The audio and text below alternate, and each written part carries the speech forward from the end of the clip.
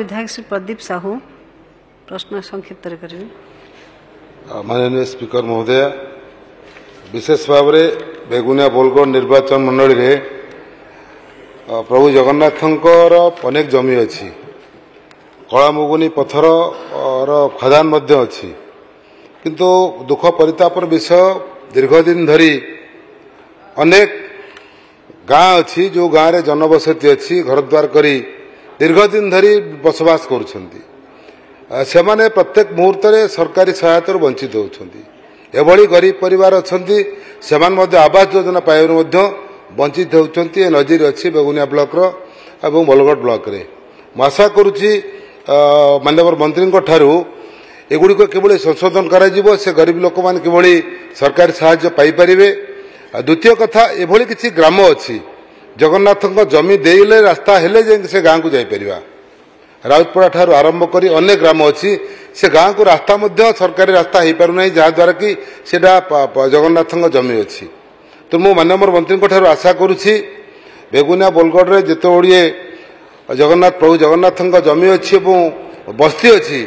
सेगुड़िक किभली तार रेगुलेसन करा से गरीब लोक मैंने घरटीय पट्टा पाइपारे एवं जो ग्राम गुड़िक अच्छी रास्ता नहीं से गाँव किभली रास्ता जापर ए संपर्क में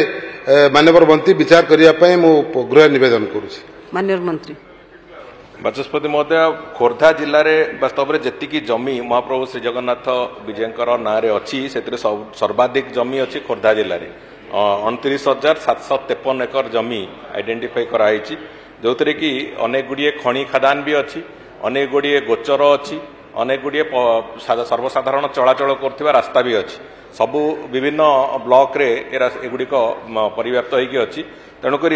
जो गुड़िक खनि खदान थिला जो थे कि किसी असाधु लोक अतीत विभिन्न समय से जबरदस्त से करुले गत 2 वर्ष धरिकी से गोटे जो स्पेशल ड्राइव हवा फल प्रायतः 95% जगह से अवरोध मुक्त हबार प्रक्रिया हो सारी एवं जोठू किछि रेभिन्यू मंदिर प्रशासन को आसुनथला एबे सबु जगार रेभिन्यू आसीबा प्रक्रिया आरंभ होईची। एवं गोटे कथा होची जे जो जगार सर्वसाधारण यातायात पई हो किंबा सर्वसाधारणकर व्यवहार पई हो जो जगार आवश्यकता पड़ी से जगार विभाग माने से अनुसार मंदिर प्रशासन सहित तार आवेदन कले से बाबद तुरंत विचार करा जाए कि से पब्लिक यूटिलाइजेशन पई से जगह को आम निश्चित भाव में करा जाऊ अच्छी एवं विभिन्न पर्यायर भी होईची। तेणुक से दिगरु जदि कौटी आवश्यकता अच्छी करा जाउची, किंतु एथिरे आउ गोटे कथा अच्छी जे जोठी जो जगार धरि नियंतु लोके ताकू लंबा समय धरिकी दखल अच्छा किंतु ना कौन से रेकर्ड ना से भाया अनेक गुड़िए कथा भी नजर को आसी जो थे कि गरीब लोक भी महाप्रभु श्री जगन्नाथ जगार से घर करके अच्छा किंतु आज तारीख में ना जमी पट्टा नथिबा कारणरू तांकू प्रधानमंत्री आवास योजना अंतर्भुक्त करने भी संभव होना से भाया भी गुड़िए कथा नजर को आसी से दृष्टिकोण को आखि आगे रखिकी आम जो यूनिफॉर्म पॉलिसी जो कथा कहूँ तार नुआ कलेबर आम यथाशीघ्र तार इम्प्लीमेंटेशन प्रक्रिया आरंभ करूँ एवं सेटलमेंट प्रक्रिया भी यथाशीघ्र आरंभ करूँ जहाद्वारा कि आगामी दिन में जो सरकारी सुविधा सरकारी विभिन्न स्कीम सरकार अच्छी तार जोटा कि आपणकर जमीर सत्वाधिकार सहित संपर्कित अच्छी सेगुड़िकर